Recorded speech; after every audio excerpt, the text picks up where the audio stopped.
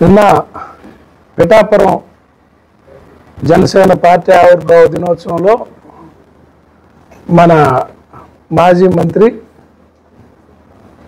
మాజీ వైఎస్ఆర్సీపీ నాయకులైన బాలినేని శ్రీనివాసరెడ్డి గారు అక్కడ ఏకరువు పెట్టిన అంశాల గురించి మీకు కొన్ని నిజాలు చెబుదామని. బాలినేని శ్రీనివాసరెడ్డి గారికి అసలు వెంకటేశ్వర స్వామికి పిఠాపురం అమ్మవారికి మహత్యం ఉందని నమ్ముతున్నాడో లేదో మాకు అర్థం కావట్లేదు, కానీ వెంకటేశ్వర స్వామి సాక్షిగా వాళ్ళ పేర్లు చెప్పి అబద్ధాలు చెప్పటం చాలా ఘోరమైన తప్పని ఈ సందర్భంగా తెలియజేస్తున్నా. ఎందుకంటే బాలినేని శ్రీనివాసరెడ్డి గారు ఎవరికన్నా అసూయతోటో కీడు కోరతారేమో కానీ మేము ఆయన్ని కీడు కోరట్లా. ఎందుకంటే ఆయన దేవుడి మీద ప్రమాణాలు చేసి నేను అవినీతి చేయలేదనటం, అమ్మవారి సాక్షిగా మళ్ళీ అక్కడికి పోయి ఇక్కడ వాళ్ళకి అందరికీ తెలుసు అనుకో ఆయన ఓట్లన్నీ అందరికీ అర్థమవుతాయి, అక్కడికి పోయి అమ్మవారి సాక్షిగా అని చెప్పి ఆ గద్గద స్వరంతో ఊగిపోతా మా నాయకుడిని ఎట్ట గెలుస్తాడో చూస్తానంటాం. జగన్మోహన్ రెడ్డి గారిని గెలుపోవటం వల్ల నిర్దేశించే శక్తి బాలినేని శ్రీనివాసరెడ్డి గారికి ఉన్నది ఆయన అర్థం చేసుకోవాలి. తర్వాత చాలా సందర్భాల్లో మేము పార్టీలో అందరికీ తెలుసు, పార్టీలో ఉన్న నాయకుడి పట్ల ఎందుకులే తక్కువగా చేయటం అనే ఉద్దేశంతో కలిసి తిరిగి దొక్కన మాట్లాడకూడదనే మొహమాటంతో మాట్లాడకపోతుంటే ఆయన అబద్ధాలు కొనసాగుతూనే ఉన్నాయి. ఆయన రాజశేఖర రెడ్డి గారికి నా బంధువుని ఆయన పెట్టిన భిక్ష అంటున్నాడు. రాజశేఖర రెడ్డి గారికి మీకు మధ్య ఇంకేమీ లేదా? రాజశేఖర రెడ్డి గారు మీకు ఏ విధంగా బంధువు అయ్యాడు? వైవి సుబ్బారెడ్డి గారి చెల్లెల్ని మీరు చేసుకున్నందువల్ల బంధువు అయ్యాడు. వైవి సుబ్బారెడ్డి గారు నీకు టికెట్ ఇప్పడానికి ఎంతమంది కాళ్ళు గడ్డలు పట్టుకొని ఉంటాడు? అది ఆయన తెలుసు. ఆయన బయటికి చెప్పలేక ఎవరు ఆత్మీయులని మా పట్టులు కొంతమంది చెప్తుంటారు. ఎంతమందిని ఆయన బతిలాడుకుంటే ఒంగోలు లాంటి టికెట్ నీ దాకా వచ్చింది.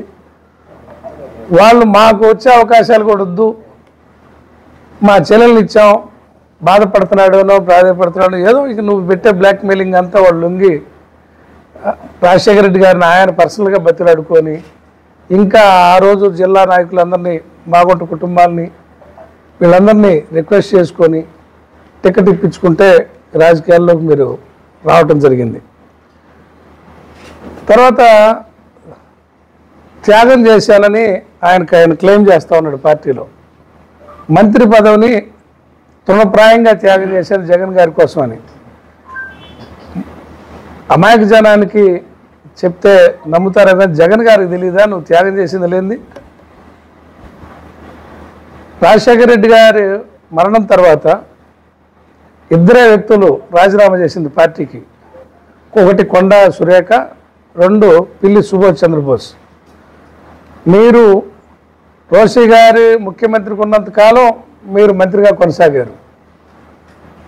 తర్వాత మంత్రివర్గం మారి కిరణ్ కుమార్ రెడ్డి ముఖ్యమంత్రిగా బాధ్యత తీసుకునేటప్పుడు కొత్త క్యాబినెట్ని ఎన్నుకుంటారు.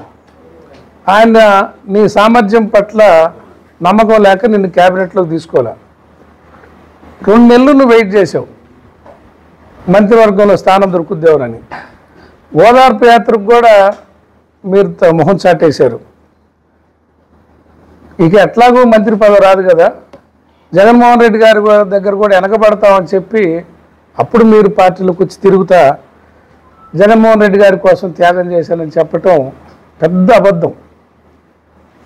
ఇవన్నీ నిజాలు చెప్తా అంటే నిజం చెప్పేవాడు ఎవరు? నేను నిజాలే చెప్తున్నాను చెప్పడు.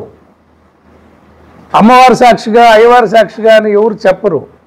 బిడ్డల సాక్షిగా మనవాళ్ళ సాక్షిగా అని ఎవరు. ఎందుకు? అసలు నీ క్రెడిబిలిటీ ఉంటే నువ్వు చెప్పే మాటే జనంలో వింటారు కదా. కొడుకు మీద ఒట్టేసుకోవటం, మనవడి మీద ఒట్టేసుకోవటం, ఆఖరికి ఆళ్ళొట్లు సరిపోవని సాక్షాత్ వెంకటేశ్వర స్వామి మీద ఒట్టేసి నేను అవినీతి చేయలేదంటాం. మీ నాన్నగారి ఆస్తులు కొంజేళ్ళలో 1 ఎకరం కూడా అమ్మినట్టు మేము ఆ గ్రామంలో కనుక్కుంటే చెప్పలా. 1 ఎకరం కూడా అమ్మినట్టు ఎవరు కొంజేడు గ్రామస్తులు చెప్పట్లా. మరి మీ నాన్నగారు ఆస్తులు అమ్మి రాజకీయాలు చేస్తే అసలు నువ్వు చేసిన రాజకీయాలకి మీ నాన్నగారు ఆస్తి ఎన్నిసార్లు అమ్మాలి? 5 సార్లు ఎలక్షన్ చేసావు. నీ విలాసాలకి స్పెషల్ ఫ్లైట్లు పెట్టుకొని రష్యా పోయి పేకాటాడే శక్తి నీకు వచ్చిందా మీ నాన్నగారు ఆస్తితోటి? గోవాలో, శ్రీలంకలో క్లబ్బుల్లో మీరు ఆడే కోట్ల రూపాయల ఆటలకి మీ నాన్నగారు ఆస్తి ఒక్కరోజు సరిపోద్దా?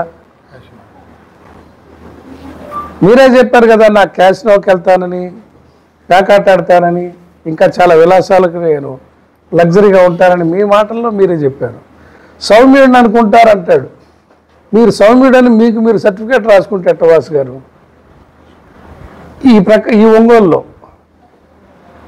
ఎవరి జోలికి రాని బ్రాహ్మణుల జోలికి, నోరు లేని వయసుల జోలికి, వాళ్ళ ఆస్తుల జోలికి, వాళ్ళ మాన ప్రాణాల జోలికి వెళ్తేనే కదా వాళ్ళందరూ శాపం తగిలి మీకు ఇవాళ ఈ పరిస్థితి వచ్చింది. ఇది మీరు తెచ్చుకున్నదే కదా. ఈ జిల్లాలో ఎంతమందిని ఉన్నది 12 సీట్లు. 12 సీట్లకి ఎంతమంది అభ్యర్థులను మీరు ప్రోత్సహించేవాళ్ళు? ఇది అందరికీ తెలుసు కదా, అనుభవించిన వాళ్ళందరికీ. ఒక్కో నియోజకవర్గంలో 5 నుంచి 10 మంది అభ్యర్థుల్ని ప్రోత్సహించి గ్రూపులు పెట్టి వాళ్ళ దగ్గర మీరు ఏమేమి ప్రలోభాలకు లొంగారో అన్నీ డీటెయిల్గా మీరు చెప్తా ఉన్నారు కదా జగన్ గారి గురించి. అది చెప్తే వాళ్ళందరూ చెప్పాలని ఎదురు చూస్తున్నారు పాపం. ఇప్పుడు దాకా కలిసి తిరిగాం, అందరం కలిసి తిరిగాం, మాట్లాడటం ఎందుకని ఒక సంస్కారంతో నాయకులందరూ నీతోటి మాట్లాడని ఎందుకులే అని వదిలేసి కూర్చుంటే మీరు అధినాయకుడి మీదే మాట్లాడి ఆయన్ని గెలుపునే మీరు ఆయన గెలుపోవటం వల్ల మీరు శాసిస్తారన్నప్పుడు ఇక మాట్లాడటం తప్పదు. తర్వాత మీరు ఇక రాజకీయ నాయకుల జీవితాలతో ఆడుకోవటం కాకుండా భూములు మన హయాంలో ఈ ఒంగోలులో సిట్ వేస్తే ఆ సిట్ని మీరు ప్రయత్నం చేయలేదు ఆపడానికి.